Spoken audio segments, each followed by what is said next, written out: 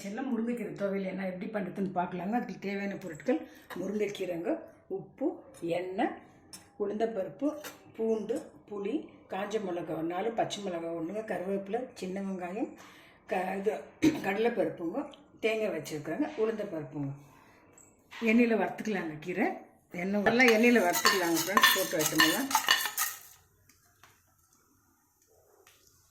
வெங்காயம் தேங்காய் போட்டுக்கலாங்க.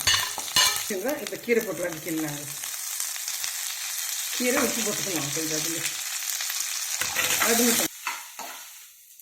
கீரை வறந்துருச்சுங்க. இப்போ மிக்சியில் போட்டு அரைச்சிக்கலாங்க. ட்ரான்ஸ்ஃபர் பண்ணிடுறோங்க கிண்ணத்தில். முருங்கைக்கீரை துவையல் ரெடி ஆகிடுச்சு ஃப்ரெண்ட்ஸ். இது வந்து ப்ரெட்டுக்கு, சப்பாத்திக்கு, தோசைக்குங்கோ, ரைஸுக்கு கொஞ்சம் சூட சாப்பாட்டில்ங்க ஒரு ஸ்பூன் நெய் போட்டு சாப்பிட்டா ரொம்ப நல்லா இருக்குங்க. அது நர்வ்ஸ்க்கெல்லாம் ரொம்ப நல்லதுங்க. அது பெனிஃபிட்ஸ் ஹீமோக்ளோபின் எல்லாம் இருக்கிறதுனால, கால்சியம் எல்லாம் இருக்கிறது